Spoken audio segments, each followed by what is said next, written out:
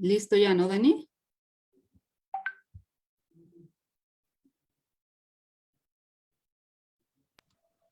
Sí, ya está en vivo. Gracias. Pues muy buenas tardes a todas y todos. Agradecemos mucho que se conecten, que se sumen a esta conversación. Es casi ya final de mes, viernes en la tarde. Para las personas que están en otros horarios, pues mucho más tarde. Entonces, lo que queremos proponerles es una conversación. No sé si puedo prometer que no es un Zoom más como todos estos videollamadas y videoconferencias que tenemos. Pero bueno, por el momento sigue siendo la vía y la forma de comunicarnos, de conversar, pero sí para nosotras, para las invitadas que están acá, para la Fundación Friedrich Ebert, pues sí es un Zoom especial, lo tengo que decir así, porque ha sido un mes muy agitado para todas. Estoy segura que no hemos parado, ¿no? Desde el 8M y ahora en la antesala del Foro Generación Igualdad, que es la próxima semana, los últimos 3 días del mes. Entonces quisimos proponer esta conversación, pues el día, digamos, hábil laboral antes del Foro Generación Igualdad, poder conversar con mujeres feministas interesadas en la política exterior feminista que el gobierno mexicano ha declarado, y también pues hablar del Foro Generación Igualdad, que he escuchado de muchas colegas feministas que no estuvieron muy de acuerdo con que esta reunión mundial se titulara Foro Generación Igualdad, porque desdibujaba pues lo que es la conmemoración de la Plataforma de Acción de Beijing de hace 25 años, en realidad ya 26. En fin, son cosas de las que conversaremos aquí. Me da mucho gusto contar con 5 invitadas. Voy a nombrar rápidamente quiénes son, y quizá también cuando tengamos, ellas tengan la posibilidad de responder a las preguntas que yo iré haciendo, pues mencionar algo de lo que hacen, sus trayectorias, lo que son. Decir que este conversatorio no está convocado únicamente por la Fundación Friedrich Ebert en México, sino también por el Observatorio Mexicano de la Política Exterior Feminista, esta iniciativa de mujeres jóvenes internacionalistas, que también en su momento ahora les preguntaremos cómo se les ocurrió fundar pues este observatorio, que pues su nombre dice claramente lo que pretende. Tenemos como invitada a conversar a Amalia García. Acá en México no requiere mucha presentación, una política con gran trayectoria feminista. Y yo, Amalia, diría que algo que te caracteriza y que a mí me gusta mucho es que eres internacionalista, ¿no? De repente a la izquierda, al progresismo, se le ha olvidado ese elemento tan relevante que es el internacionalismo, y creo que tú has sido una militante que sí ha trabajado por las causas internacionales. Tenemos a 2 de las integrantes del observatorio, como se presentan ellas, observadoras, a Fernanda Vázquez y a Patricia Pablo. Quisimos invitar también a una internacionalista de profesión, a Nuria Palou, también feminista joven, para dialogar sobre el tema y para tener también una visión de lo que se está implementando en el Ministerio de Relaciones Exteriores. Acá en México, los ministerios les decimos secretarías, la Secretaría de Relaciones Exteriores. Contamos ahora con Paulina Santíes, ella es la directora del área de política de igualdad de género del ministerio. Entonces creo que tenemos a 5 conversadoras pues muy buenas, y yo aquí que fungiré como moderadora. Yo soy Elisa Gómez, yo trabajo para la Fundación Friedrich Ebert en México, y pues con mucho gusto estaré llevando esta conversación. Pues como les decía, el motivo de estar acá reunidas es pues hablar de lo que significa la política exterior mexicana. En este caso, es el primer país en América Latina que declara tener una política exterior feminista. Queremos saber qué implica eso, qué significa. De entrada, yo adelantarles que pues es un concepto, por decirlo así, una política pública pues con ese adjetivo muy reciente, no solo acá en México, sino a nivel mundial. Y pues esto que les mencionaba yo, pues estamos en la antesala del Foro Generación Igualdad. Desde la Fundación Friedrich Ebert hemos estado contribuyendo. Todo el proceso del Foro Generación Igualdad ha abierto la posibilidad de consultas, de que la sociedad civil participemos. Lo hemos hecho desde la Fundación Ebert y bueno, de eso es de lo que vamos a conversar. La dinámica, para que lo sepan nuestras invitadas y también quienes nos acompañan en la conexión, tanto en Zoom como en Facebook, es intentar realmente tener una conversación ágil. Yo les decía a las observadoras que el objetivo tiene que ser que disfrutemos el espacio, ¿no? Después de tantas jornadas virtuales, al menos tener una en el que compartamos intereses y entonces la pasemos bien todas, digamos. Esa es la consigna para ustedes, que disfruten la conversación. Pedirles que para esta agilidad pues me ayuden a autorregular el tiempo, ¿no? Por cada pregunta que yo les vaya haciendo, intentar que sean respuestas, pues digamos que lo más espontáneas y cortas, intentando no pasar los 3 minutos. Y también, si entre ustedes quieren preguntarse, pues aquí tenemos el chat, que es una de las ventajas del Zoom, al menos esta plataforma, pues así permite la interacción. Y al público decirle que igualmente puede en el chat o en la sección de preguntas irnos dejando ahí preguntas que yo pueda recoger para irlas introduciendo en la conversación. Entonces, bueno, sin más, pues comencemos. Y a mí me gustaría empezar con Amalia, justamente, porque mucho, Amalia, decimos y creo que repetimos que Beijing fue un gran momento, ¿no? 1995, se menciona mucho, ¿no? Esta presencia de 30,000 mujeres por parte de sociedad civil. Entiendo, y quizá ahorita nos puedes contar un poco, tú estuviste como delegada, ¿no? Tú estabas en la delegación oficial, pero realmente en estos 3 minutos, Amalia, que nos puedas compartir si realmente fue tan maravilloso como cuentan que fue, ¿no? Creo que la plataforma de acción de Beijing, sin duda, sí es un instrumento que sigue siendo muy vigente, que para muchas organizaciones, para muchas feministas, sigue siendo una hoja de ruta de la agenda, de lo que en el 95 se decía como avance de la mujer. Hoy podríamos decir el avance de los derechos humanos de las mujeres en plural.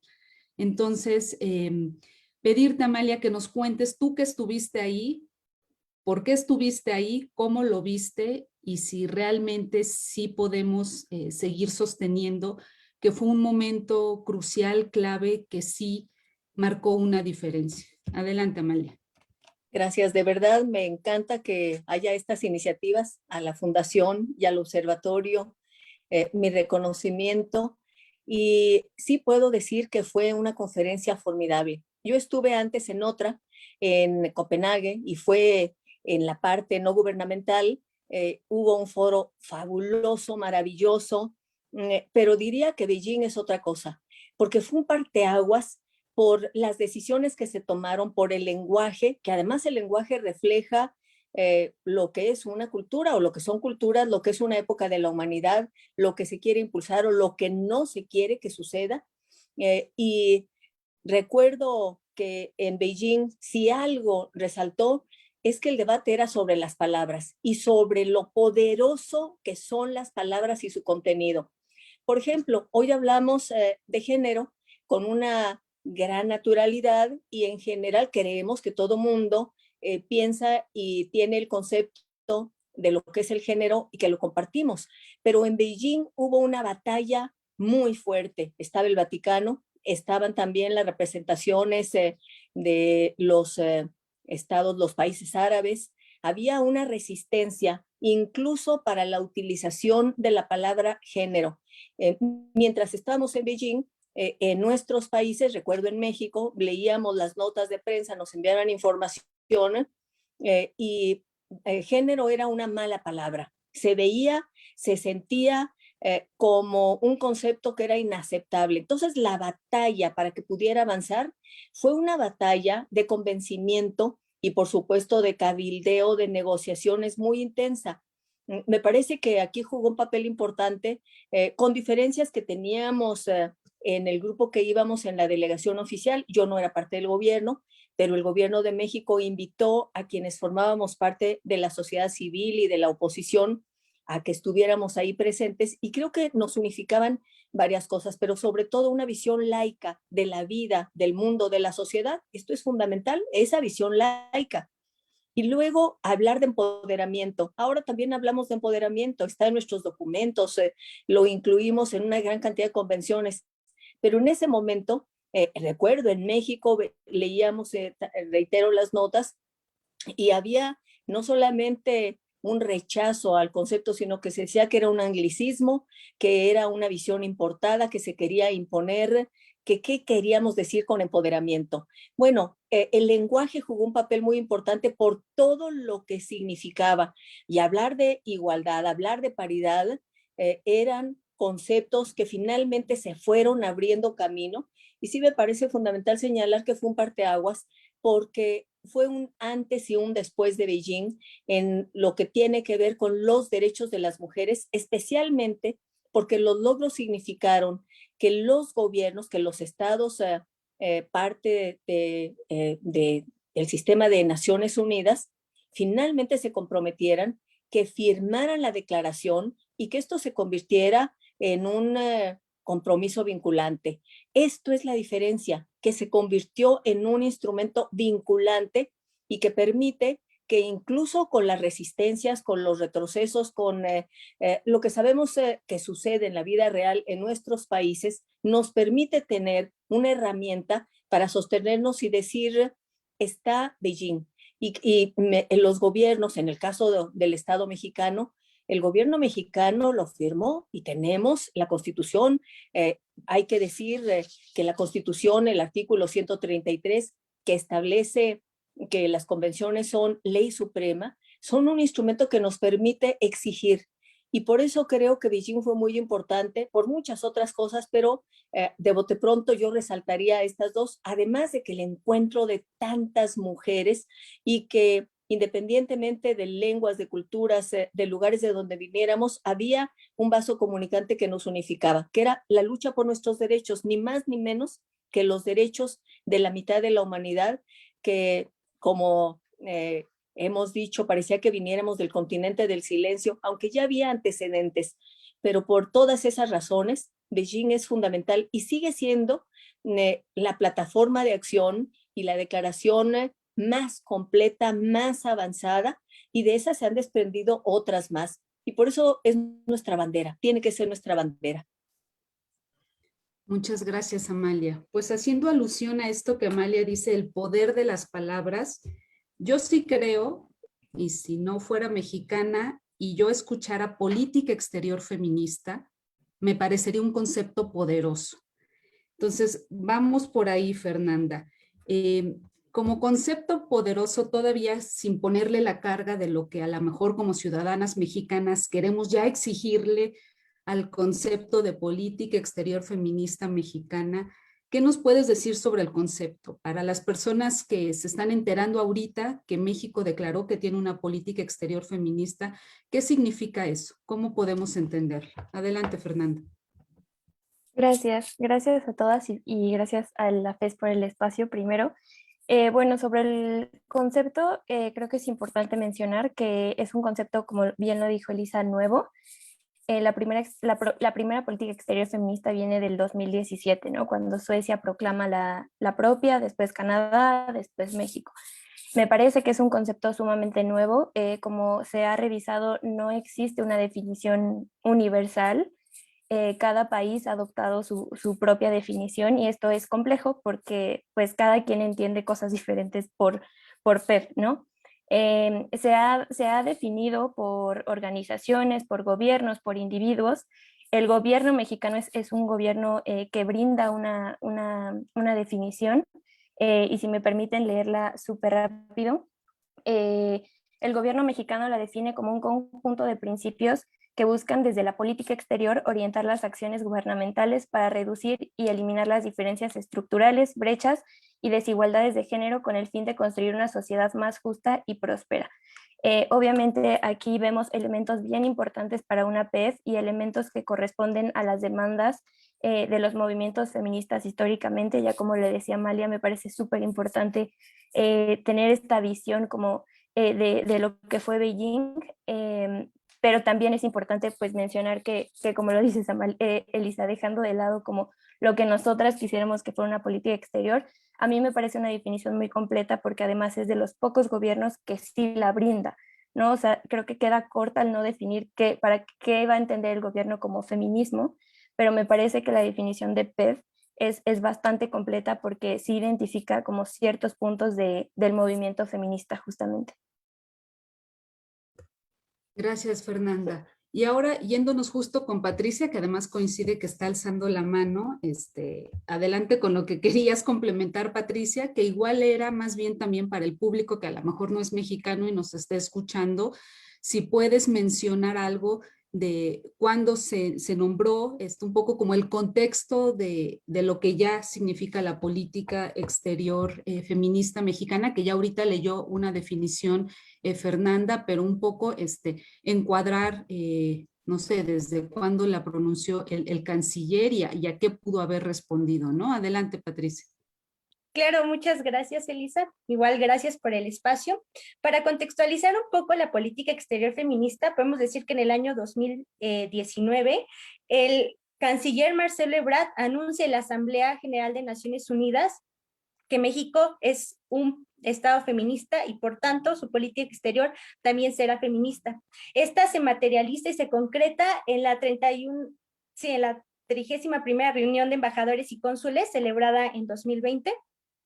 Y esto tiene como gran importancia. Creo que lo que quería complementar respecto a lo que estaba mencionando Fer, es que es importante que a raíz de que no haya como una conceptualización única, ¿no?, de la política exterior, que otras organizaciones estén brindando conceptos alternos al que brinda el Estado. Por ejemplo, desde el Observatorio Mexicano de Política Exterior Feminista, nosotras creemos que al ser el movimiento feminista un movimiento que atraviesa corporalidades, que surge de las subjetividades de diferentes mujeres que integran el movimiento, la política exterior feminista tiene que surgir y tiene que inferir, ¿no?, a estos movimientos feministas, a mujeres que incluso no se nombran feministas, pero tienen una lucha antipatriarcal y por lo tanto también a mujeres que participan en la política exterior feminista. Entonces, creo que una de las concepciones importantes es que la política exterior feminista debe ser interseccional, en el sentido de que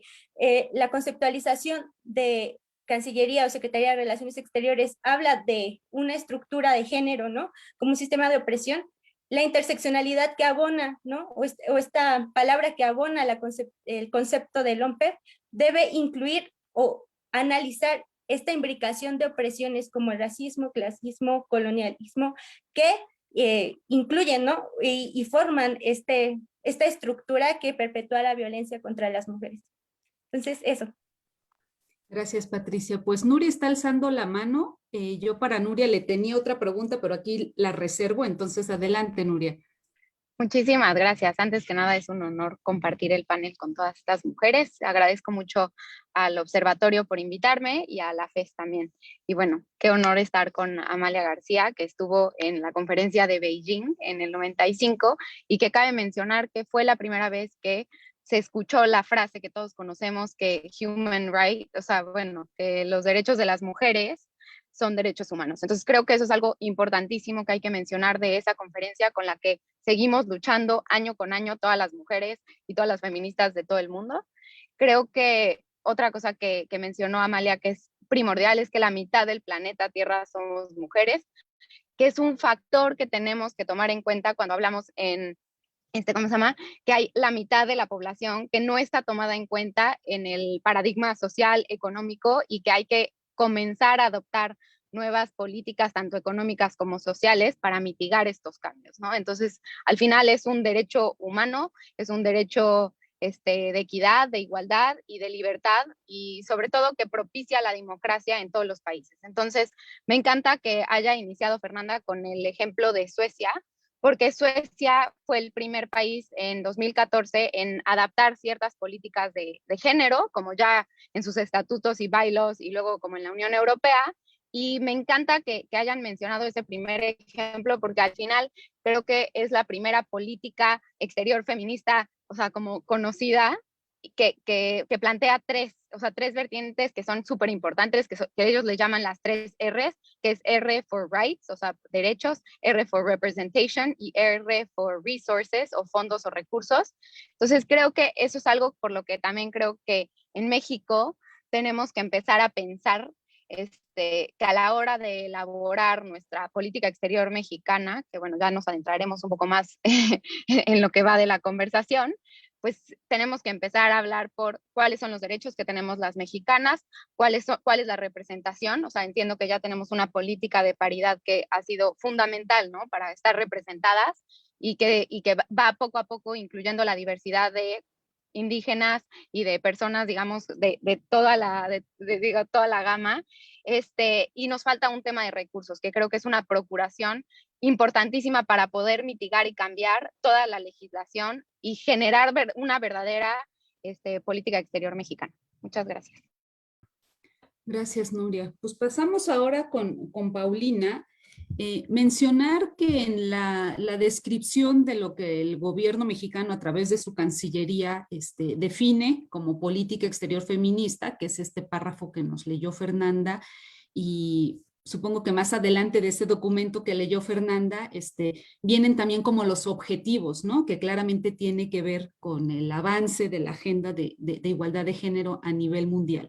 Pero también menciona lo que se hace al interior de la Cancillería, que me parece que es también un elemento importante, porque como nos pasa en muchos casos, pues candil, como dicen, candil de la calle, obscuridad de la casa, y aquí la casa referida no al Estado mexicano, porque creo que ahí podríamos entrar en muchos puntos de discusión que se vale, y si quieren podemos entrar a esa parte, sino yo me refiero a la casa de lo que la Cancillería se está proponiendo como ministerio hacer al interior. Entonces, pedirle a Paulina que nos cuente qué se está haciendo, en qué consiste, y pues Paulina, siendo funcionaria de esa Cancillería que dice implementar una política exterior feminista, pues ¿cómo se vive eso, Paulina? Porque también creo que eso está bueno compartir y escuchar. Adelante.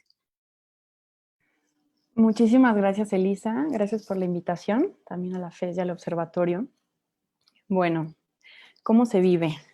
Creo que algo que siempre sabemos valorar como feministas es la crítica y el debate, ¿no? Entonces, ahorita es un gran momento para debatir, para criticar la manera en la que estamos haciendo las cosas, como dicen, no solo al exterior, ¿no? En materia de política, sino al interior.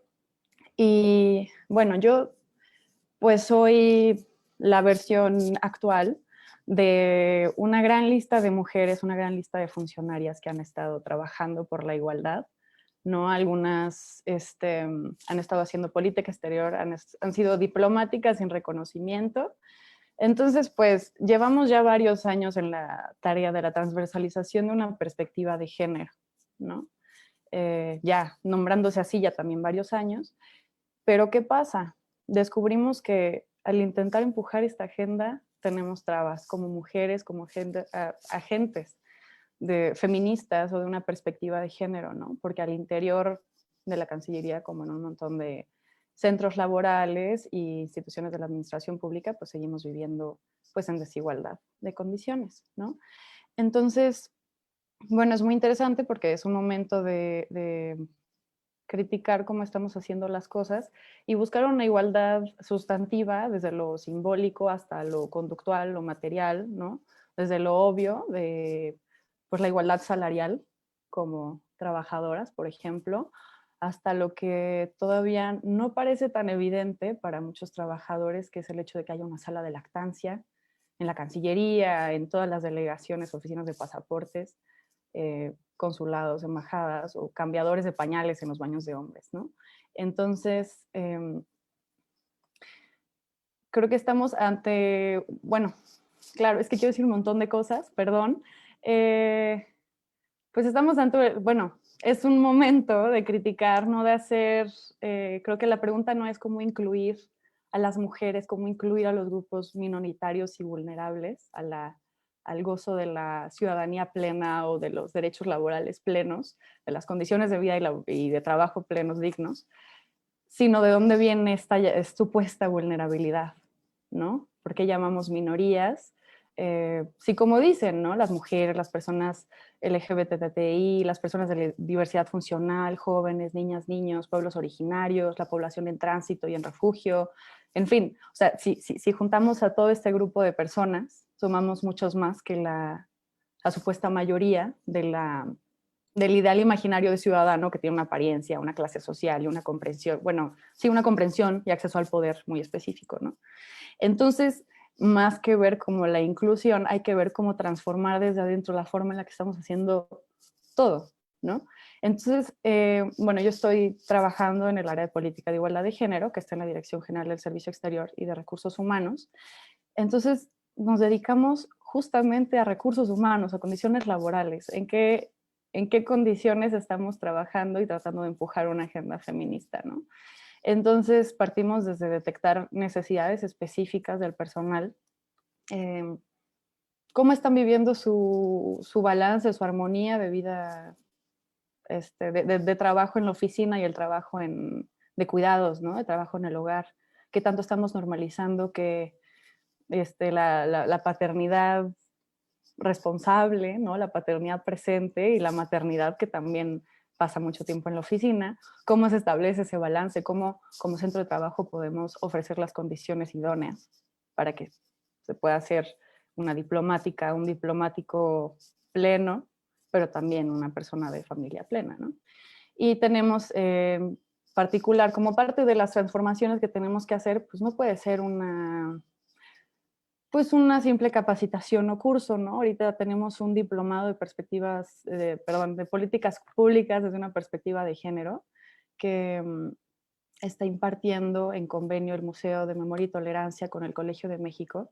Es muy interesante porque estamos pasando, bueno, este diplomado primero se aplica sobre todo a la red de enlaces de género, que son las y los agentes que están en todas las representaciones de México en el exterior, en todas las delegaciones metropolitanas, delegaciones foráneas, en las oficinas centrales, que son las agentes de transversalizar una perspectiva de género, y esto significa cosas muy distintas para la labor de cada quien, ¿no? Entonces, en este diplomado estamos como deconstruyendo, reflexionando profundamente qué significa esto desde cuestiones de hostigamiento laboral, acoso sexual, qué entendemos por género, qué entendemos por sexo, qué entendemos por diversidad, qué entendemos por masculinidad, cómo está imbricada la masculinidad con un régimen de Estado violento, por ejemplo, ¿no? Hasta, pues, qué tratamiento estamos dando a la población migrante, a la población que busca refugio. Y es un ejercicio, la verdad, muy interesante porque pues, es una reflexión profunda para llevarlo al ejercicio, ¿no? Entonces estamos como yendo en las piececitas de cómo podemos implementar justo una mirada feminista, también con un análisis interseccional del trabajo de todos los días, pero también en la interacción en la oficina, ¿no? Bueno, y además de esto, pues tenemos la Cancillería está certificada en la norma 025 en igualdad laboral y no discriminación, que bueno, es una certificación que buscamos extender a muchas otras oficinas, ¿no? Para que justo reunamos las condiciones materiales, estructurales, sociales, de convivencia idóneas para que de hecho sea posible una igualdad laboral y que con la esperanza también de que se extienda hacia afuera de la oficina. Creo que ya me extendí muchísimo, les agradezco mucho el tiempo. Sí, no, gracias, Paulina. Gracias. Sí, no, vamos bien. Pues ahora intentando dar como un salto y concentrarnos en el Foro Generación Igualdad o en el proceso de Beijing +25, yo lo suelo llamar mejor así. Quizá ya un poco, no precisamente en orden de intervención, pero la agenda de la Plataforma de Acción de Beijing pues es amplia, como sabemos se contemplan 12 esferas. Ahora en el nuevo esquema de lo que se va a discutir la próxima semana, pues están estas llamadas coaliciones de acción, pero que al final pues también están incorporando todos estos temas, ¿no? Creo que ahí, y con lo que decía Amalia, pues claramente que ahorita hablemos de género como tan fácilmente, a pesar de los retos que hay, pues ya es un gran avance que podríamos decir, bueno, 25 años tardamos, pero hoy en día ya es palabra del vocabulario común, políticamente correcto, aceptado. Pero bueno, ahí hay mucho que decir sobre la agenda de Beijing, ¿no? Sé que varias de ustedes pues han estado involucradas en temas distintos. Por ejemplo, Paulina, además de lo que haces ahorita y nos explicas, sé que has estado interesada en el tema del embarazo adolescente, ¿no? O temprano, que está claramente identificado en la esfera de salud, en la esfera de la niña. Patricia y Fernanda conocen el trabajo que hizo la Fundación de Actualización de estas 12 esferas para el caso mexicano, y el observatorio estuvo con la Fundación Ever la semana pasada. Tuvimos un pequeño taller únicamente sobre la esfera de mujeres y conflictos armados, que también eso cambió mucho de visión, porque no estamos hablando de los conflictos armados como se ven en el lenguaje y en la normativa internacional. Nuria, por ejemplo, de ti no sé algún tema en específico que igual quisieras enmarcar en esto. Y bueno, quizá Amalia, que pues ha estado en gobierno estatal, tanto en Zacatecas, pero como gobernadora, pero acá, Amalia, en la Ciudad de México, pues llevaste la cartera de trabajo. Me han hecho una pregunta en este proceso de Beijing, por ejemplo, de qué tanto han servido los institutos o direcciones de la mujer. Incluso eso hasta para el caso de Paulina, ¿no? O sea, qué tanto ha funcionado tener un área específica dedicada a eso, ¿no? Que fue uno de los mandatos de Beijing, lo que en Beijing se llamaba los mecanismos de adelanto de la mujer. Pues en algunos países hay ministerio, en algunos países hay direcciones de área. En Zacatecas, Amalia, no sé si tuviste Instituto de la Mujer Estatal. Entonces, quizá un poco desmenuzar parte de la agenda de Beijing en algún tema del interés de ustedes, ya sea con referencia a México o América Latina, pero que nos puedan compartir algo de ustedes, cómo ven. Creo que para las que no estuvimos en Beijing, decir 25 años, pues nos suena, pues no sé si es mucho o poco, Amalia. Qué interesante que tú puedas decir, estuve en el momento en el que era negado hablar de género. Hoy hablamos de género, Amalia, y las mujeres seguimos sin tener garantizada la vida libre de violencia. Entonces, como que hacer un balance, perdón por el pleonasmo, balanceado, pues es muy complicado, ¿no? Entonces, creo que nos toca identificar esos avances, blindarlos, evitar retrocesos y seguir empujando otros, ¿no? Hablabas de laicidad y creo que sigue siendo una gran amenaza para el feminismo en todo el mundo. En fin, entonces, no sé quién quisiera tomar la palabra sobre algún tema específico de los que están mencionados en la plataforma y que puedan dar cuenta de esto que Amalia dice, un antes, un después. En lo que veo por acá en el chat o las preguntas, si hay algo del público que podamos incorporar a la conversación. Entonces, quien guste, si quieres, Amalia, comenzamos contigo y ahorita las demás Claro, pueden alzar igual la mano. claro que sí. Bueno, a mí me pareció muy interesante las intervenciones que se han hecho aquí. Yo retomaría la última, que es la de Paulina Sentíes, cuando habla lo que sucede al interior en la Secretaría de Relaciones Exteriores, en la relación y los cambios que se están implementando. Y le preguntaría algo que me parece que es pertinente.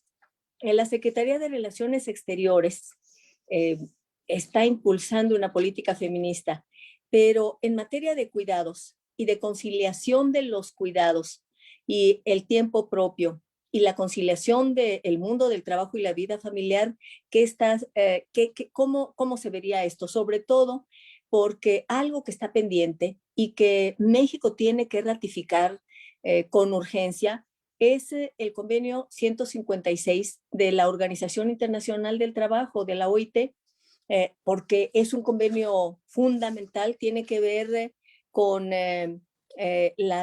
los trabajadores y las responsabilidades familiares. Y me parece que si hablamos de Beijing, tenemos que hablar de cómo cambiar la vida de los hombres y de las mujeres, y cambiarla significa reconocer que ha habido una división sexual del trabajo, que a las mujeres nos intentaba confinar en el mundo de lo privado, los hombres en el mundo de lo público, pero eso ya no tiene nada que ver con nuestra realidad, con la de miles y millones de mujeres en el planeta, ni en México. Tiene que haber una nueva manera de ver los cuidados como un derecho y también como una obligación de la sociedad, del Estado, del mercado, como lo hemos dicho.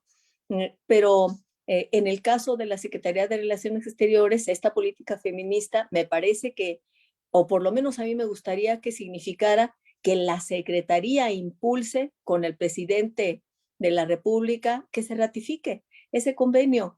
Es fundamental, es indispensable, y sería entonces darle a Beijing un impulso adicional que tiene que ver con una relación estructural que nos ha marginado de derechos, de la autonomía, de la capacidad de un desarrollo pleno, y que con todos los convenios que se han ratificado y firmado, complementaría, sería un paso adelante. A mí me parecería que sería formidable y que ojalá que pronto tengamos esa ratificación en el Senado de la República, que el presidente mismo la envíe, porque además hay un movimiento mundial y un movimiento feminista formidable en nuestro país, pero además porque las mujeres requerimos que también se hagan cargo de los cuidados otros actores, que se comparta por otros actores en las familias, y el Estado tiene que pronunciarse. Gracias, Amalia. Incorporo dos preguntas que tenemos en el chat, y si igual alguna quiere responder sobre algún tema en específico que esté contemplado en la plataforma de acción de Beijing. Preguntan para Paulina, pero creo que la pregunta también la podemos ahora sí que voltear para quienes estamos en sociedad civil, ¿no? ¿Cómo ha sido la articulación de la Cancillería con otras instancias, organizaciones, el propio movimiento feminista para la participación de México en el Foro Generación Igualdad? ¿No? Un poco quizá Paulina pueda contarnos como la estrategia o lo que ha hecho la Cancillería para nutrir la participación pues, oficial de México en el foro, pero también a las que estamos de sociedad civil, si quieran compartir también desde sociedad civil qué se hace, ¿no? Porque a veces, y creo que dentro de los movimientos feministas lo sabemos bien, o sea, hay que ir a tocar la puerta y tumbarla a veces, y no nada más pues estar sentadas esperando a que abran la puerta, que deberían, pero también de repente de este lado hay que también accionarse, ¿no? Y también para Paulina, pero quien quiera también responder sobre el enfoque de la interseccionalidad, ¿no? Si hay dentro de la Cancillería alguna pronta iniciativa, ¿no? Para atender el tema de las mujeres migrantes, sobre todo de esta migración particular. Creo que Amalia también ha sido estudiosa de la migración, pero en particular esta migración que estamos teniendo de los países centroamericanos acá, que justamente, hablando de la plataforma de acción de Beijing, es en la esfera de mujeres y conflictos armados, donde ahí se hace una mención al tema de refugiadas, al tema de migrantes, hablando de vulnerabilidad, Paulina, o de supuesta vulnerabilidad, pero sí estamos hablando de este grupo de mujeres que pues evidentemente pues sí están en condiciones bastante precarias y que las hace pues sí, estar en estas condiciones de vulnerabilidad, ¿no? Entonces, dejo eso en la mesa para quien quiera responder. Amalia, nos piden por favor si puedes repetir el nombre del convenio para que tomen nota. El convenio 156, que es sobre trabajadores con responsabilidades familiares, y tiene que ver con los derechos de las personas cuidadoras, mayoritariamente mujeres en todo el planeta, cuidando a los hijos o también a familiares directos.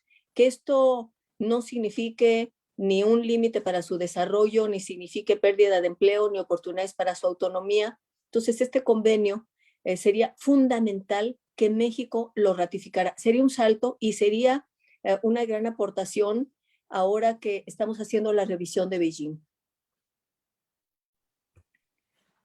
Si me permiten, bueno, en realidad no quiero tomar mucho tiempo, la verdad son preguntas muy interesantes, pero me encantaría conocer el punto de vista de las demás panelistas.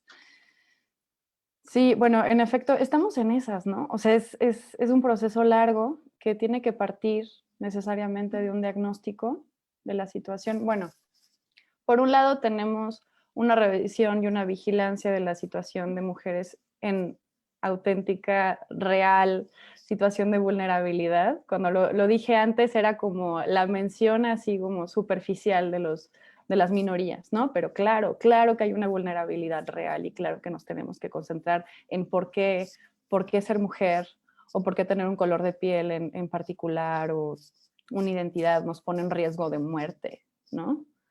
Diaria. Entonces, sí, estamos en ese proceso de analizar hacia dónde y cómo, sobre todo, ¿no? En el tema de los cuidados, bueno, han de saber que ahorita es parte de la agenda federal un sistema nacional de cuidados, ¿no? O sea, sí se ha detectado que es una gran necesidad para que sea posible una igualdad. Y ahorita, justamente en la Cancillería, también estamos pues, creando los instrumentos para hacer el diagnóstico apropiado con los indicadores para poder detectar hacia dónde tenemos que ir, ¿no? Claro que ya hay un CENDI, se busca que haya guarderías, ¿no? Hay ciertos, como lo que les mencionaba, ¿no? Como sala de lactancia, como pequeños pasos para que sea posible, como también el trabajo combinado con los cuidados en un balance, ¿no? No en una conciliación como asumiendo que están peleados necesariamente, que no se puede. Y también a mí me gustaría mencionar que desde la Cancillería, por motivación del canciller Ebrard, se está realizando una investigación a cargo de la doctora Leticia Bonifaz para visibilizar a todas las mujeres en la diplomacia y que justo, bueno, que han participado en la diplomacia en la historia de México, desde antes de que las mujeres en México tuvieran ciudadanía. Y esto deja notar una tradición de la división sexual del trabajo, que antes era como más evidente y más obvia. Claro, a la mujer le toca hacer este trabajo gratuito, pero que de alguna manera se sigue asumiendo. Decimos que ya no es el caso, pero sigue habiendo una división sexual del trabajo al interior de las oficinas, pero es más velada, pero es más, no es mencionada como con claridad, ¿no? Entonces también se trata de distinguir como las pequeñas sutilezas en las que se sigue manifestando esta división sexual del trabajo, y yo estoy completamente de acuerdo, tenemos que ratificar el convenio 156, ¿no? O sea, sí. Dejo la palabra para alguien más. Gracias. Sí, gracias, Paulina. Nuria.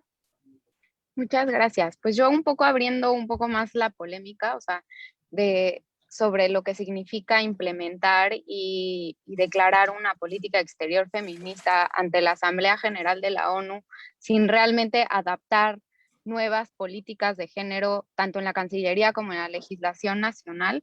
Creo que para enriquecer un poco la conversación, o sea, cabe mencionar que empezando porque el presidente nunca ha mencionado, o sea, siempre ha dicho que la política exterior es la interior, pues que hay que, pues no sé, que hay que empezar a trabajar uno por ahí, ¿no? O sea, luego también, creo que mucho del impacto, de que el canciller Ebrard haya dicho y declarado que va a haber una política exterior mexicana y siguiendo con las mismas legislaciones que ya existían, con las 5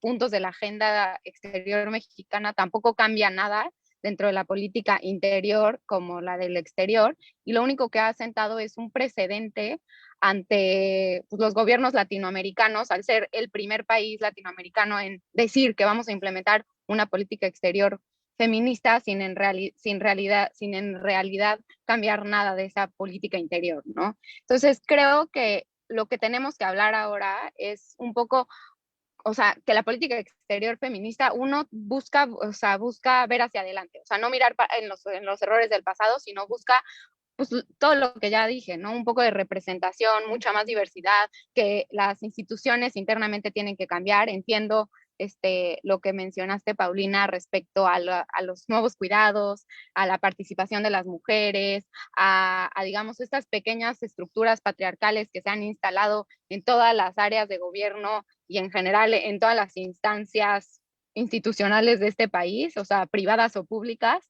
Y creo que algo también de lo que tenemos que hablar mucho es respecto a lo que es la violencia política de género que se establece en el país, que también debería estar incluida en la agenda de la política exterior feminista de México, así como la promoción y la inclusión de políticas de salud reproductiva. Creo que esas decisiones son fundamentales para que las mujeres puedan tomar decisión sobre su propio cuerpo, su propia salud y tener una vida pública y política completamente abierta. Y creo que hay que buscar un multilateralismo en la política exterior feminista mexicana y un poco empezar a ver hacia dónde está caminando Suecia, hacia dónde está caminando Canadá, hacia dónde está caminando Luxemburgo, hacia dónde está caminando Francia, que han sido como los países que han declarado ya que tienen una política exterior feminista. Entonces, creo que, o sea, metiéndome un poquito en la polémica de lo que también incluye y delimita que el canciller Ebrard haya dicho que México se sumaba a la política exterior feminista mundial, pues tiene que haber un esfuerzo como tal, tiene que haber un fondeo para que estas políticas públicas se lleven a cabo, porque es muy fácil hablar y luego decidir no hacer nada, ¿no? Gracias, Nuria. Patricia. Sí, bueno, igual añadiendo un poco a lo que menciona Pau, creo que el Foro Generación Igualdad representa como una oportunidad para Cancillería, para rectificar y efectivamente tomar las voces de los diferentes movimientos y organizaciones en la incorporación e implementación de una PEP. Una vez que, ya que se ha implementado, pues no fueron como considerados, no hubo mecanismos de democratización, ¿no? En esta incorporación de una política exterior feminista, quizás las aportaciones que se den en el Foro Generación Igualdad puedan ayudar, ¿no? A tener un acercamiento con las organizaciones, ¿no? Con las mujeres y con los diferentes movimientos. Creo que es importante, y esto está relacionado con una de las esferas que habla sobre violencia. Durante la cuarta conferencia, ¿no? En 1995, como ya había mencionado Amalia, o sea, se incorporó, o algo del más importante es la incorporación expresa de una perspectiva de género en todas las decisiones que se tomaran, ¿no?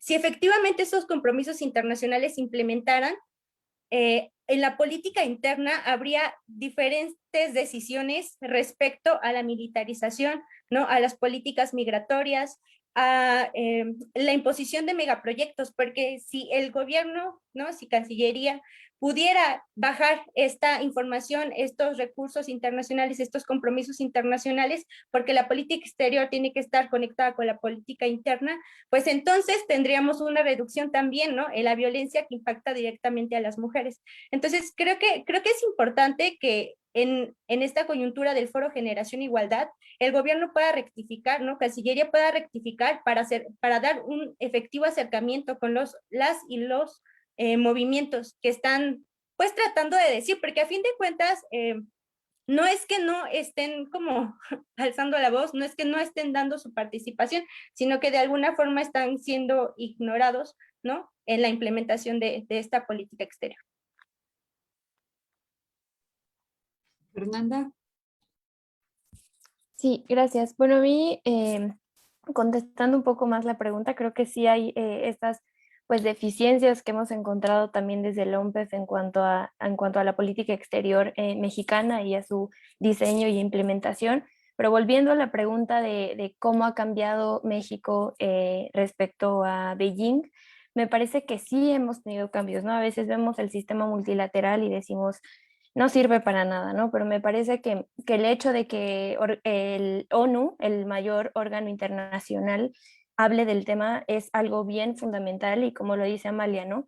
Creo que seguimos desde el movimiento feminista peleándonos por el género, o sea, algunos lo entienden de una forma y otros de otros. Eso es algo que va a seguir pasando porque no nos podemos poner de acuerdo al ser tantas mujeres y de contextos tan diversos, pero me parece que hemos tenido avances bien significativos y creo que es un poco relacionado aquí a lo que mencionaba aquí María Julia. yo lo puedo ver, por ejemplo, en la parte de la mujer en el ejercicio de poder, ¿no? México ahorita tiene un parlamento casi paritario, ¿no? Y es de los mayores en la región latinoamericana.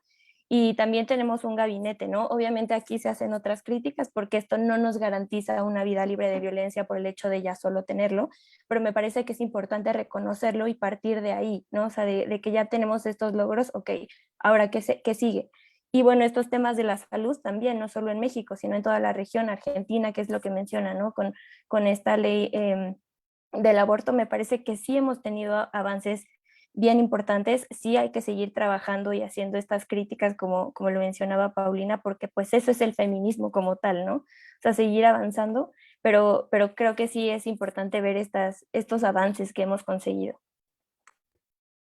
Gracias, Fernanda. Sí, aquí voy a recuperar esta pregunta, Amalia, que te hacen mi colega de FES Argentina sobre, o sea, tú que eres la que tiene pues la mirada de estos 25 años, por ejemplo, en particular, el avance que ha tenido la agenda de los derechos sexuales y reproductivos, que como bien nos recuerda María Julia, pues en el 95 yo le he escuchado, por ejemplo, a Patricia Mercado, que es otra política feminista mexicana con gran reconocimiento y trayectoria, que también ella recuerda que la delegación argentina era de las duras, ¿no? Por el contexto político de la Argentina de esos años. Y pues ahora uno voltea a ver a Argentina y pues en materia de derechos sexuales y reproductivos, pues todas queremos ser argentinas, ¿no? Entonces, mencionaste lo de la laicidad, Amalia, entonces, no sé, da como esta sensación que yo decía, avances a veces como muy lentos, lentos pero seguros, como pudo haber sido esto que mencionas del lenguaje, de repente, pues 25 años, insisto, no sé si es mucho o poco, y vemos, pues sí, una Argentina del 95 que nada que ver con la Argentina, que cerró el 2020 y nos regaló a toda la región efectivamente esa aprobación para la legalización del aborto, ¿no? Y otro, permítanme para ahorita que Amalia responda, pero para el resto de las invitadas, aquí recupero una pregunta de Guadalupe González. Hay dos elementos en la Constitución mexicana que también podemos pues declarar como grandes avances que merece la pena mencionarse, ¿no? El principio de paridad, pues que es un principio constitucional. Ahí, por ejemplo, somos un país de vanguardia en el sentido de que, pues hasta en la Constitución está, México es el único parlamento ahorita, si no mal me equivoco, al menos en América Latina, que cumple con la paridad tal cual. Podríamos debatir si eso realmente genera una igualdad sustantiva. Y Guadalupe nos recuerda la reforma, la gran reforma de 2011, que también introdujo en nuestra Constitución los derechos humanos. ¿Cómo aplicamos esta paridad y este reconocimiento de derechos humanos con los compromisos internacionales? Amalia ahorita mencionaba de este convenio de la OIT que no está ratificado y que me parece que entonces se puede dar una exigencia por ahí, ¿no? Entonces, creo, y las que somos aquí internacionalistas lo sabemos, ¿no? Es fácil decir, como lo declara el presidente, ¿no? La mejor política exterior es la interior. Y aquí quizá yo, déjenme provocarlo así, a lo mejor el canciller dijo, pues como estoy de canciller, vamos a hacerlo de política exterior e interior, o al menos desde mi ingenuidad, esta es la esperanza que yo tengo y la apuesta que tengo en una política exterior feminista, que entonces desde la exigencia internacional podamos exigir al interior. Entonces, no sé si esa fue la intención del canciller cuando dijo, bueno, vamos a hacerlo así, para entonces apresurar los cambios al interior a través de la palanca de la política exterior. No sé, también lo dejo ahí como provocación. Entonces, quizá Amalia un poco responder esto de los avances de la agenda de derechos sexuales y reproductivos y la que quiera mencionar algo sobre el tema de la paridad y la reforma de 2011. Bueno, sobre el avance de derechos sexuales, la agenda de derechos sexuales y reproductivos, yo diría que es insuficiente, muy contradictoria. En la Ciudad de México tenemos una gran política, gran política, y debería ser un referente nacional porque a partir de los derechos de las mujeres para decidir sobre su maternidad en la Ciudad de México, lo que hemos tenido y está perfectamente documentado es menos muertes de mujeres por la interrupción de un embarazo, más acercamiento a información sobre salud sexual y reproductiva. Realmente ha sido formidable y además en el centro de todo, el derecho de las mujeres a decidir sobre su cuerpo y sobre su vida, que este es un derecho humano fundamental, pero hay resistencias en buena parte del país y lamentablemente generalmente se utiliza en contiendas partidarias y creo que habría que impulsar una iniciativa para que avance este derecho de las mujeres sin que esté vinculada a periodos electorales, de tal manera que no hay esta resistencia. Y creo que con la propia Iglesia se debe debatir, dialogar y acordar. ¿Qué es lo que habría que acordar? Bueno, ni más ni menos que, por ejemplo, aquí se mencionaba el caso de Argentina. El Papa, siendo argentino, se pronunció, pero al final de cuentas no ha hecho de esto una gran campaña mundial. O lo que sucedió en Francia con Giscard d'Estaing, lo que él declaró es que él era católico y que como católico estaba en desacuerdo con el aborto y la interrupción del embarazo, pero que como gobernante de un Estado laico como era el Estado francés, él tenía que respetar el derecho de cada mujer a decidir sobre su vida y la ley, la legislación, el Estado de Derecho debería garantizarle esa libertad a cada mujer y me parece que eso es a lo que deberíamos llegar, a una situación en la cual, como debe ser, sea una decisión individual de cada quien, pero que el Estado no solamente no te persiga, que no haya tal condición que ponen en riesgo la vida de las mujeres. Y creo que en esto habría que avanzar. Entonces, México tiene una situación contradictoria. En la capital del país, la zona más, una de las más pobladas de la República, existe este derecho. Por cierto, el actual canciller, siendo jefe de gobierno, respaldó plenamente esta decisión que se tomó en el gobierno anterior a él, y me parece que la visión que tiene el canciller Marcelo Ebrard es una visión muy avanzada. Y hay una pregunta que Lisa me había hecho que no respondí, si los institutos de las mujeres tienen alguna utilidad o no. Yo digo que sí. Sin embargo, ¿qué es lo que les falta? Les falta lo que diríamos dientes y recursos, la capacidad para que estas instancias que son tan importantes tengan capacidad para poder hacer valer su visión, sus puntos de vista, darles dientes, darles instrumentos. Y entre esos instrumentos está también el que tengan recursos económicos, que haya presupuestos.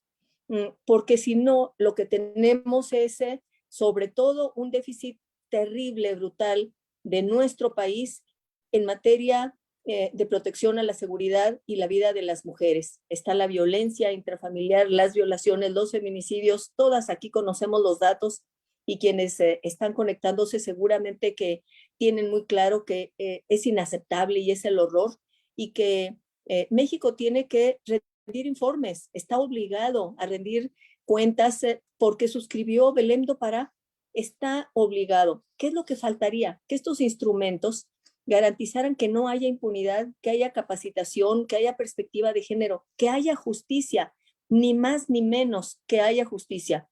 Esto no quiere decir, por otro lado, que no dejemos de reconocer algo que también es parte de nuestra lucha, el empoderamiento, esta palabra, este término maravilloso, el empoderamiento. Qué bueno que ya existe en nuestra Constitución la obligación de una representación paritaria en los 3 poderes y en los 3 órdenes de gobierno, es decir, a nivel federal, estatal y municipal.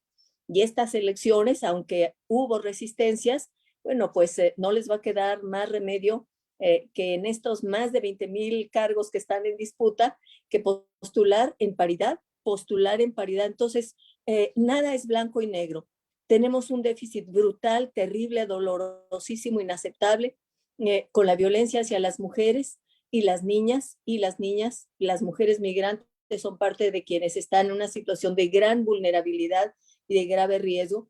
Y por otro lado, en el ámbito de la legislación, en el ámbito del Estado que guarda la presencia política de las mujeres, ha habido avances. La lucha tendrá que seguir, pero también hay que decir que estos avances son resultado del formidable movimiento de mujeres que hay en nuestro país y que está en muchos lados. Está en instituciones, hay mujeres feministas que están dando la batalla, está en los distintos poderes, está en la sociedad civil, y lo que a mí me gustaría es que continuáramos fortaleciendo lo que se ha llamado el triángulo de hierro. Las mujeres de la sociedad civil, las mujeres que están en las instituciones, las mujeres de la academia, de tal manera que independientemente de visiones políticas, esto que nos unifica, y Beijing es una herramienta que nos permitiera avanzar en la igualdad y en nuestros derechos. Gracias, Amalia. Antes de que se me olvide, quiero hacer un pequeño comercial. La Fundación Ebert, estamos desde el, no sé, el primero o segundo jueves de enero, cada 15 días estrenamos un episodio de un podcast sobre Beijing. Y el episodio 1, que mis colegas les pido que pongan aquí el vínculo para que nuestras invitadas tengan el vínculo y también quienes nos están viendo por Facebook. El primer episodio habla sobre el antes y después de Beijing, incluso se titula así, y después cada episodio es sobre una de las esferas. Entonces, pues nada más no quería dejar pasar el comercial para que nos escuchen. Ayer fue jueves de podcast de Beijing, fue sobre el tema de mujeres y pobreza. Siempre hay una parte dedicada a México, pero también otra parte dedicada a América Latina. Quiero introducir otra pregunta. Por aquí han estado preguntando tanto a Paulina como a las otras invitadas, ¿qué se entiende por interseccionalidad? Quizá para Paulina, ¿cómo se entiende desde la Cancillería? Porque sí menciona que es un enfoque que incorpora o que forma parte pues, de la política exterior feminista mexicana, pero también las observadoras Nuria, Amalia, ustedes como feministas, pues cómo entienden esta interseccionalidad y cómo creen que debería aplicarse en una política exterior. Por aquí nos preguntan también ¿qué tanto están representadas, por ejemplo, las mujeres trans, indígenas o migrantes en la diplomacia mexicana? Que va un poco en relación al enfoque de la interseccionalidad. Yo también aquí decir, y eso lo digo como internacionalista, siempre se ha dicho que la política exterior es la política pública como que por naturaleza más elitista, permítanme utilizar la palabra, ¿no?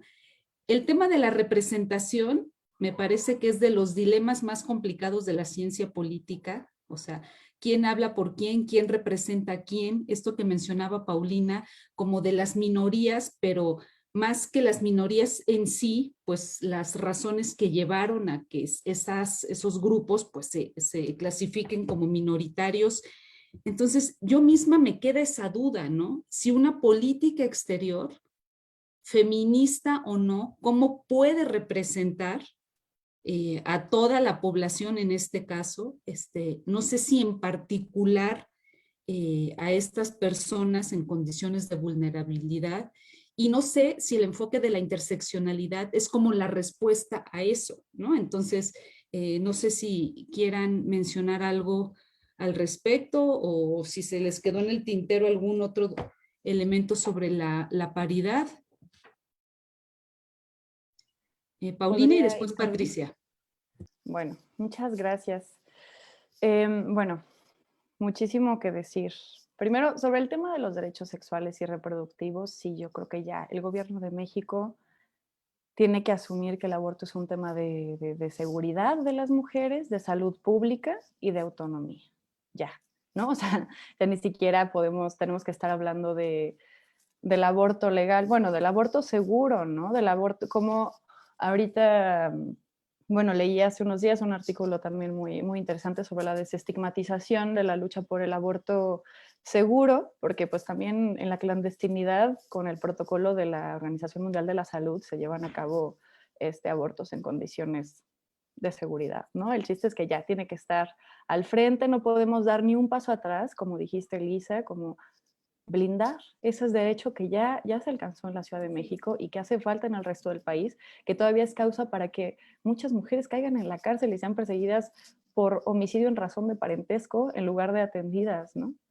Como debe ser, como atender su derecho a la salud.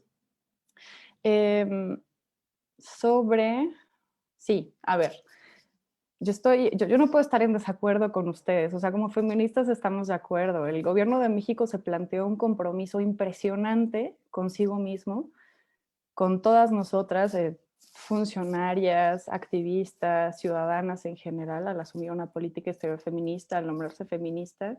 Creo que también el feminismo tal vez en ese momento es un poco como dicen el término del género, ¿no? O sea, como que se suscitan muchos significados, se asume el feminista, algunas no lo asumen como por temor de no haber leído lo suficiente y otros lo asumen con todo el ímpetu, nada más lo escuchan, ¿no? Entonces, también ahí bueno, el mismo gobierno creo que se puso la barra altísima, como, bueno, un estándar muy alto. Tenemos que empezar por la propia casa, porque tenemos mucho camino por delante, porque finalmente aplicar una política feminista, principios feministas a la forma de hacer, de organizarnos como Estado y hacer política, implica traer teoría crítica y sobre todo la política que hacen las movilizaciones feministas, ¿no? La política que se hace en la calle, a la misma estructura a la que se le está reclamando justicia social, ¿no? Con pintas y con gritos. Entonces es una tarea titánica. Lo importante es que se ha manifestado esta voluntad política, ¿no? Que es clave para hacer realmente cambios estructurales en la forma de trabajar.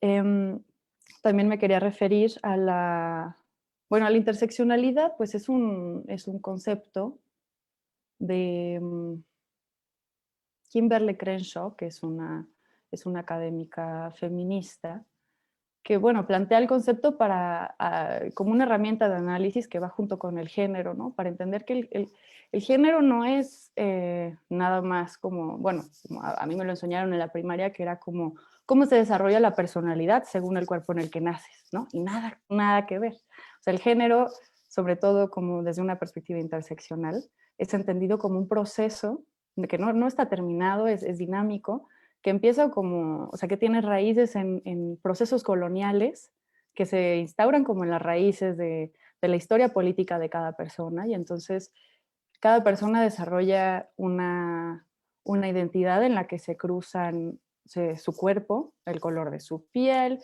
su sexo, si se identifica, ¿no? con este cuerpo en el que nació, sus funciones, cómo funciona su cuerpo, qué habilidades tiene más desarrolladas, la historia política, la religión que profesa, la cultura.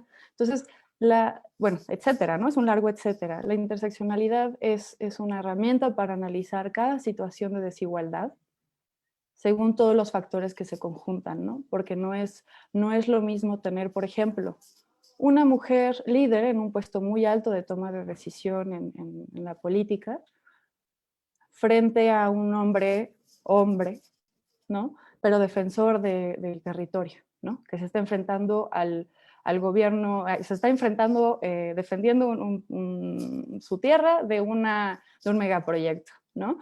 Ahí no es una cuestión, no es evidente, ¿no? ¿Quién tiene más poder nada más por el sexo? Se suman una serie de condiciones que ponen a una mujer con poder delante de este hombre en otras condiciones, en otra relación con los recursos, con el trabajo, con el medio ambiente, con una historia política social, ¿no? Entonces también por ahí pasar al tema de la paridad, ¿no? Es un gran principio constitucional, pero esto nos garantiza prácticas feministas, esto nos garantiza igualdad sustantiva, esto nos garantiza una política de Estado feminista. Yo no lo creo, o sea, las mujeres no somos buenas por naturaleza, ¿no? Las mujeres no somos el ángel del hogar genéticamente, ¿no? Entonces, hombres y mujeres, todas las personas en general, no, sin distinguir, nos vamos construyendo a partir de las condiciones económicas y políticas en las que crecemos, de crianza, en fin, son una serie de factores, como decimos, la interseccionalidad, y que nos construyen, ¿no? Y entonces el hecho de ser hombre o ser mujer no nos hace una dirigente o un dirigente más bondadoso, más racional o más buena, más cuidadosa, ¿no? O más maternal, más femenina, más suave, más sensible, ¿no? No tiene nada que ver, o sea, el hecho de que haya una mujer en un puesto de liderazgo no garantiza prácticas feministas. Entonces, ese es otro punto a cuestionar y trabajar profundamente, ¿no? Porque si estos temas creo que surgen a la crítica y surgen para el debate, es para trabajarlos, ¿no? Muchas gracias. Hasta ahí lo dejo. Gracias, Paulina. Tenemos 10 minutos, entonces vamos a ver si nos, o sea, sí quiero que hable Patricia, Fernanda y Nuria, que alzaron la mano, y si nos queda un par de minutos, podemos dividirlo para Amalia y Paulina, si quiere, para un cierre. Entonces, adelante, Patricia. Sí, gracias. Bueno, de la pregunta también de si han servido las instituciones, creo que, pues Amalia ya lo comentó, no hay presupuesto, pero me gustaría abonar en que a raíz de esto, o sea, quienes están asumiendo el trabajo, ¿no?, de las instituciones son nuevamente las mujeres. O sea, entre nosotras de base nos organizamos para cubrir la ineficiencia, ¿no?, del Estado, instituciones y organismos para hacer frente a la violencia. Es decir, generamos redes, ¿no?, que nos permitan mantenernos con vida, ¿no?, seguir apoyándonos en la labor de cuidados. Incluso el observatorio es como una prueba de esto. O sea, ante una situación en donde no fuimos consultadas, nosotros nos damos a la tarea de conceptualizar una política exterior que de verdad nos interpele, ¿no?, que nos haga y que nos sitúe en nuestro contexto como internacionalistas y también como críticas, ¿no?, ante el Estado. Y de ahí, o sea, también lo voy a relacionar un poco con la representación que se puede dar en la política exterior. Creo que existe una desconfianza bastante justificada por la raíz en la que se ha construido el Estado, ¿no?, como una institución colonial, ¿no?, como una institución que busca homogenizar eh, prácticas, definiciones, etcétera, etcétera, ¿no? Y también porque es quien tiene la legitimidad de la violencia. Entonces, creo que en ese sentido, o sea, no ha funcionado porque las prácticas siguen siendo las mismas. O sea, la organización del Foro Generación Igualdad tiene, por ejemplo, muchas ventajas, pero también se tiene que considerar, por ejemplo, la brecha digital o tecnológica que muchas mujeres enfrentan en diferentes territorios. Son ellas tomadas en cuenta para poder vertir sus propuestas.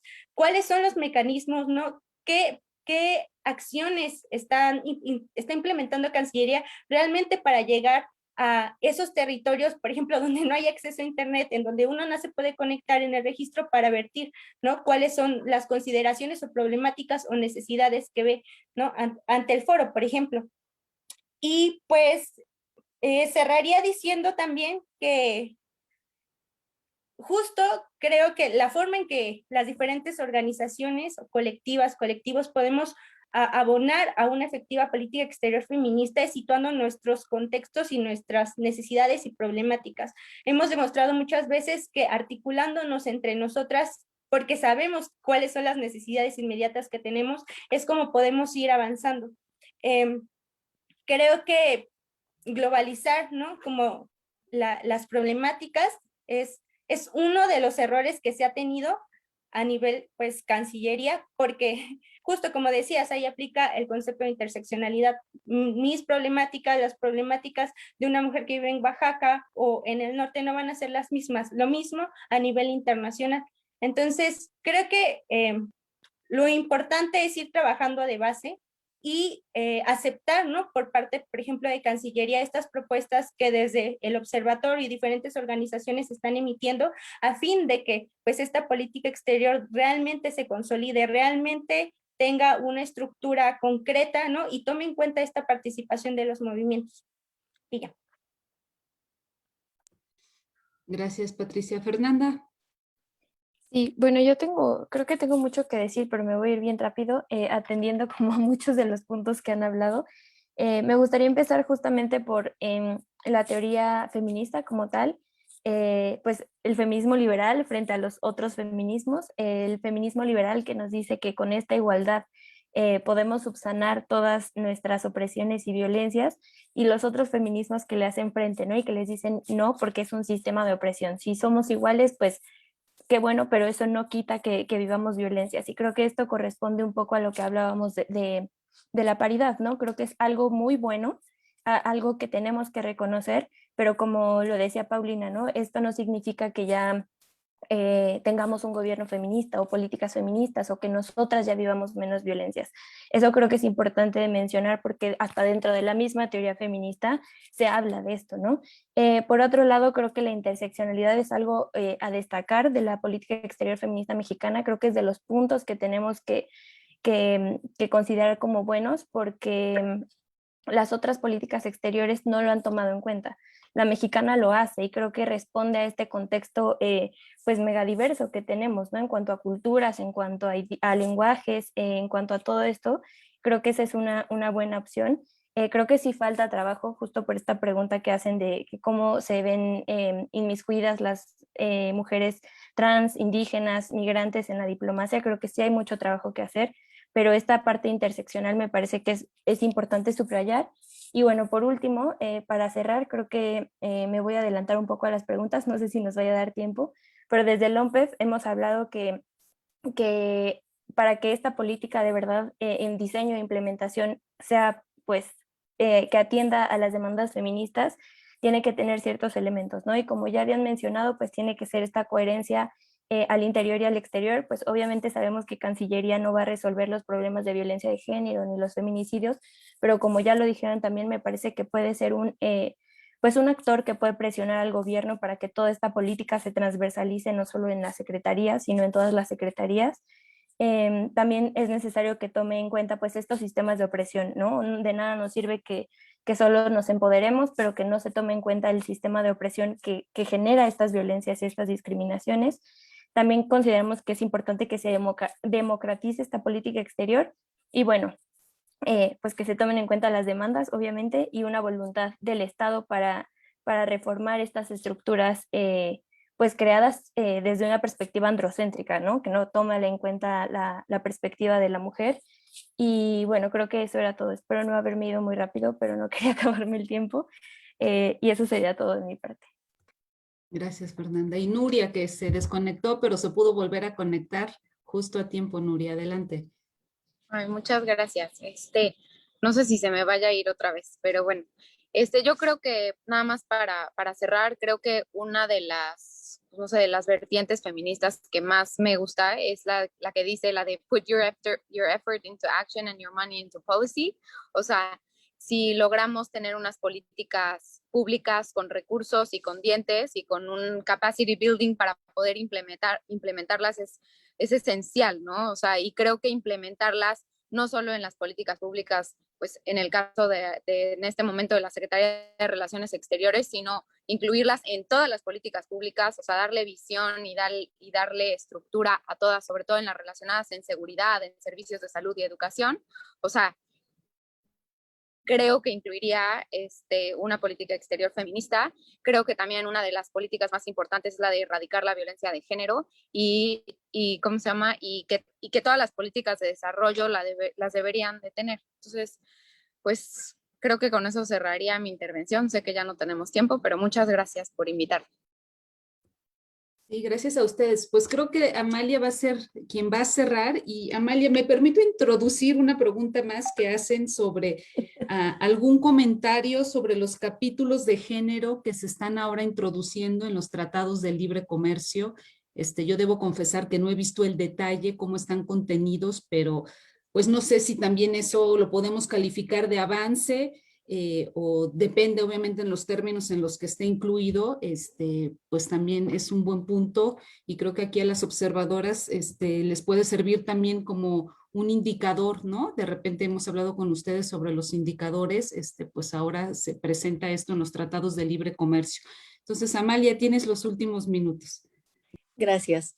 Sí, muy rápidamente yo diría que cuando hablamos de política exterior feminista, ¿qué es lo que a mí me gustaría?